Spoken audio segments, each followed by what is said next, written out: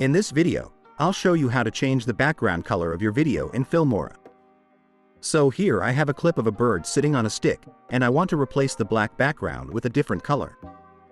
First, move your video clip to the second track on the timeline.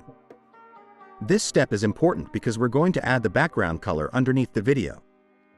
To do this, simply go to the Stock Media tab on the top left. Then click on Library and select Solid Color from the list.